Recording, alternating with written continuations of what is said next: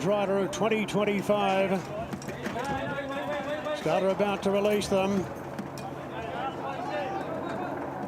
Bit of movement wide out.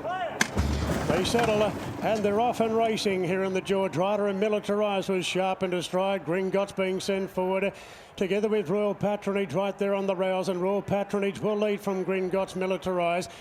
Wolf is pretty handy to the action together with Steffi Magnetica. Then came Fangirl. She's caught 3 wide early from Kovalika, Port Lockroy. Then Tom Kitten, Buckaroo and Celestial Legend last of all. So Royal Patronage makes the running out by a length on Gringotts with Militarised in third. 2 lengths away to Wolf, Steffi Magnetica and Fangirl. She'll have to be content with sitting 3 wide the trip. Then Port Lockroy from Kovalika. Tom Kitten moves up. She'll grab the mares back. Back second last is Buckaroo to half 2 Celestial Legend. Royal Patronage in front down the side. 7.50 to go by length on Militarised. Gringotts well positioned. Steffi Magnetica goes to an outright fourth now. Wolf back on the rails. Fangirl's been 3 wide from the start. Then Kovalika, Port Lockroy, Tom Kitten, well back Buckaroo and Celestial Legend. So Royal Patronage under a good grip. Gringotts presents in second. Then Militarised. Wolf going up the fence. Steffi Magnetica the outer, and 2 for the back to Fangirl. In front Royal Patronage with Gringotts looming large on the outside. Gringotts moved up to Royal Patronage. Wolf is coming through the middle, and Fangirl, she's still in it wide out. Fangirl, Wolf and Gringotts through the minute. Fangirl the outside lunges at Gringotts, and another thriller. Fangirl, Gringotts a half head away to Wolf. Then came Royal Patronage, Tom Kitten close up. Further back Kovalika, Port Lockroy, Militarised, Celestial Legend and Buckaroo was one of the last to finish. Okay, Gringotts and Fangirl. Fangirl is the widest. They're wide apart here. White cap, Tommy Berry on Gringotts. So Wolf is in the centre and Fangirl. How dare she keep coming like that? And Gringotts just between them. So Wolf. Well, the judge will have to really blow this photo finish. She's lunging. She's lunging. Putting that lunge in. Is she going to come there in time? This is shades of the previous with Aliana dropping the nose down on broadside. No, Gringotts has held on by a nose. Oh, it's so similar to the previous. Gringotts has won it by a nose. To Fangirl. Fangirl will be second. 5 is the winner. So Wolf will be Number 5, third. Gringotts, Tommy Berry for They're all Group 1 winners in that Group race. 1, narrowly from except for Gringotts. 3 wide the trick. Except for Gringotts. He was the only one yet to win a Group 1. Well, guess what? He's joined them today. Coming into this with these big wins what racing being we're having here today. What racing do we have? So competitive, so competitive. And the race fell into his lap. He took advantage of it. Tommy had confidence in the horse and he gets the job done. But how brave was she? $5 she finished, Fangirl. And she was just outstanding, having to make a long sustained run. He's on target, don't worry, Wolf. He's gone really well, fighting, desperate for the mile now, desperate for a mile. And Tom, lovely little Doncaster trial. What a race that's going to be, the Doncaster Mile this year, along with all the others we've got. But that's his race today. He's gone from strength to strength, this horse. He's just got his confidence flying the last 2 preps, but a great contest. What about Tommy Berry? He's only just returned from injury. He's done an amazing job, Tommy. This horse through the line the other day was super strong. Tommy come in with a smile like a Cheshire cat in a foul house. Here is Gringotts coming back. He won a big dance, a gong, and now he's won a George Ryder.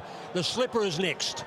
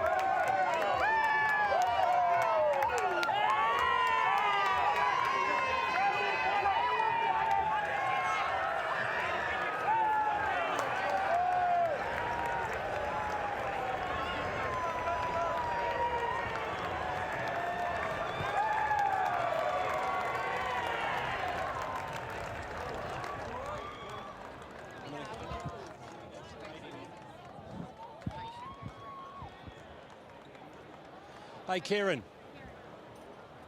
What about the rise of Gringotts? Yeah, no, it was fantastic. He put the writing on the wall last start, and you know, his target was this race and then the Donny. So far he's on track. Super ride by Tommy. He understands the horse really well.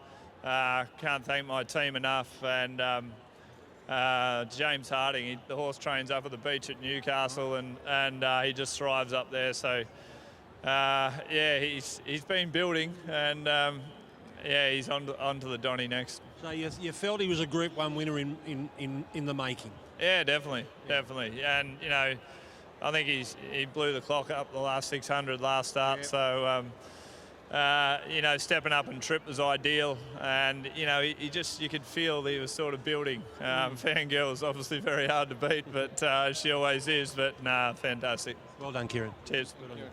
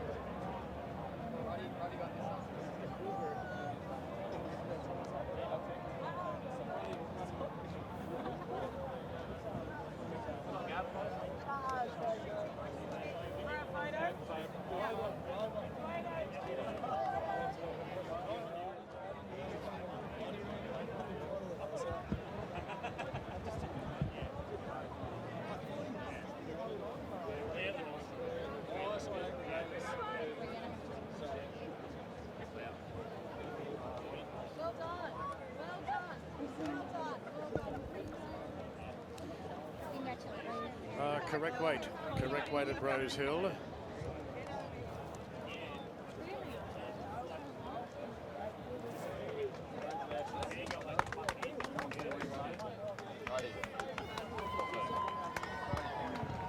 Get in there.